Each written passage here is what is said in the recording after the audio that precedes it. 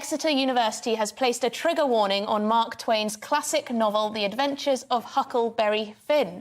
The book, released in 1884, tells the story of a river journey by young Huck Finn, a black man escaping slavery, and has been viewed as a prime example of anti-racist literature by many academics for generations. The university has described it as, in quotes, problematic, due to the use of the N-word throughout the novel. But there are plenty of pieces of old literature, aren't there, that are being hit by trigger warnings. So, to debate whether universities should place trigger warnings on books is politics and international relations student Jude Lavos and media studies student Jess Gill. Now, we've seen a lot of this. I think it was the Sunday Times who did a piece where they investigated reading lists and found that all sorts of books were being given these warnings. Jess, is this woke gone mad? Well, I think a misconception about this is that it's due to sensitivity. I don't think it's due to sensitivity. I think it's about control. I think these leftist weirdos want to control what's on our curriculum. They don't have anything against being racist, because we've seen with BLM, they're for racial division. But with this, they just want this critical race theory, this postmodernist agenda being pushed. It's not about snowflakery or sensitivity. They want to control what's going on. Now, Jude, do you accept that? I think there's no problem with putting a trigger warning on a book. We're not banning it. If we were to ban the book, I'd have a massive problem with that. I don't think we should be censoring it at all.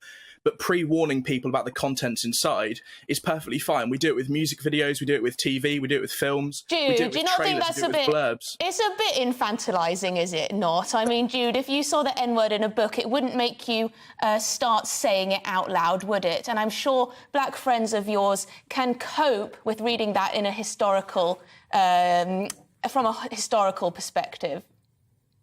Oh, no, it's not a case of me reading the word and then having some drive to say it.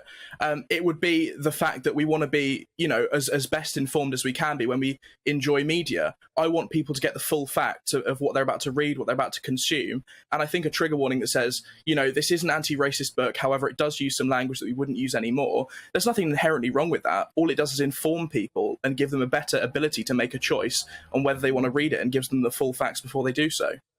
Now, Jess, I mean, it seems to me, and I agree with you, that universities, through their reading lists and other means, do seem to want to indoctrinate children, essentially young people, in one ideological direction. Do you think that's fair to say? Can you actually give me some evidence, some cold, hard evidence that this is happening? I mean, personally, throughout my school life, we have decolonised the curriculum and all this stuff, which is just removing the context, removing what is needed to be said from this situation. It may just be, you know, having a trigger warning and allowing people, but again, it's very patronising towards the students.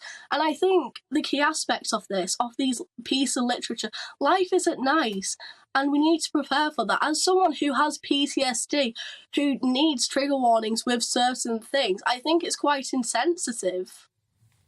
Jude, do you think, just to finish, we've got to finish here because sadly we've got to go to the break, but do you think that the move to decolonise curriculum is essentially just a move to erase white old men?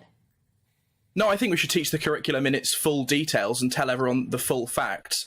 I'm afraid that isn't being done, whether that's left or right. I don't think we should be hiding our history. We should give everyone the full facts of the matter and let them come up with their own view. I completely disagree with this idea that we should erase the history, because I think we will find good bits, we'll find bad bits. That's just the way it is with the country's history. But I'm all for teaching the full facts. I would completely disagree with erasing the history. Well, there you go. Both of you sound very balanced and mature, so hopefully you'll be able to accept texts, even if they are deemed problematic. Anyway, that was politics and international relations student Jude Lavos and media studies student Jess Gill. Now, you're watching Real Britain with me, Emily Carver.